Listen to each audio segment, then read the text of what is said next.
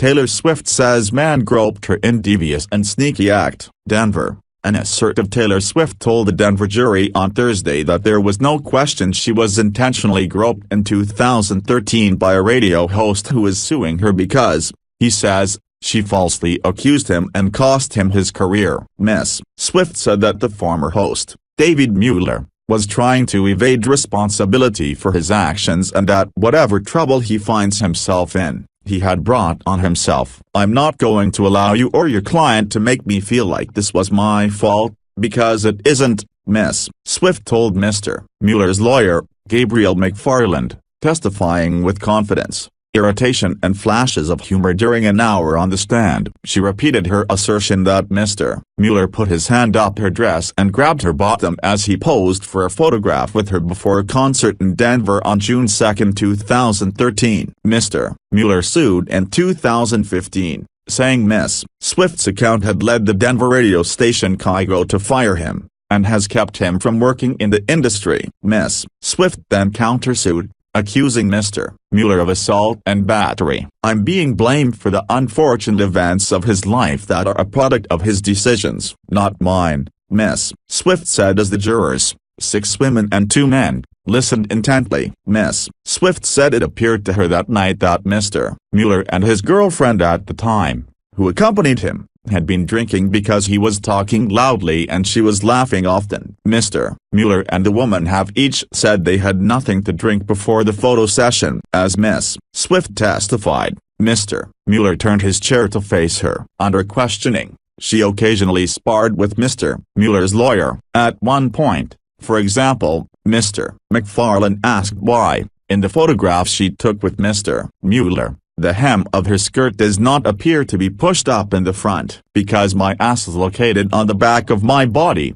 Ms. Swift said, earning smiles from several jurors. She was firm in her depiction of Mr. Mueller's behavior. "He did not touch my ribs," she said, referring to Mr. Mueller's testimony earlier in the week about the possibility he had inadvertently touched Ms. Swift. "He did not touch my arm. He did not touch my hand. He grabbed my bare ass." When Mr. McFarland asked whether Mr. Mueller had groped her more than once, she responded, "Other than grabbing my ass against my will, underneath my skirt, and refusing to let go, he did not otherwise touch me inappropriately." Mr. McFarland turned attention to her behavior, asking why she had not reacted immediately and instead waited until she had greeted others from the line before making her complaint. She said she did not want to ruin the evening for her fans and that, stunned, she had almost gone on autopilot as Mr. Mueller left. "I just said in a monotonous voice, 'Thank you for coming,'" she said,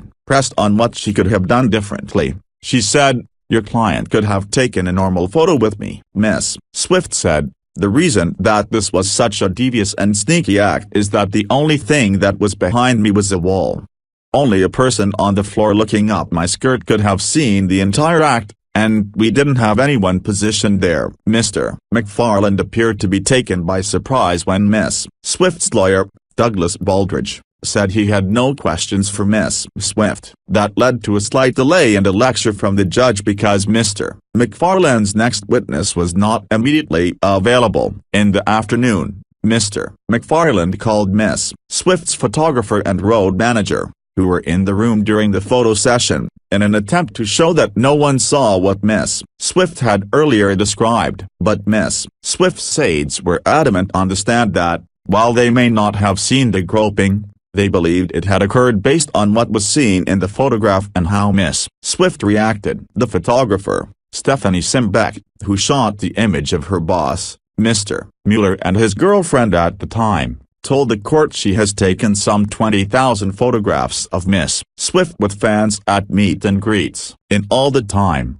she said, she had never seen Ms. Swift react the way she did when the photo with Mr. Mueller was taken. She saw Ms. Swift move to get away from Mr. Mueller with an uncomfortable look on her face. Because of that, when Ms. Swift said she had been groped, Ms. Simbeck thought immediately of him and found the photo to show Ms. Swift, who confirmed he was the man she was talking about. Ms. Swift's mother, Andrea Swift, who testified on Wednesday, was not in court on Thursday because she was not feeling well. Mr. Baldridge told the judge. Andrea Swift had been emotional at times as she spoke on Wednesday about the shock she felt when her daughter told her she had been groped. Andrea Swift went on to describe deciding to make an issue of it to protect her daughter, who was 23 at the time, and other young girls. The trial, expected to last 9 days, has drawn fans of Miss Swift. Ed Lee, a 50-year-old graphic artist from Seattle, took time from visiting relatives in Colorado to bring his 10-year-old daughter to a trial he said demonstrates the lesson he tries to teach her. "I've had many conversations with her as I walk her to school," Mr. Lee said. "I tell her, you're an alpha. I want you to know how to pull the claws out when you need them, because you're going to need them.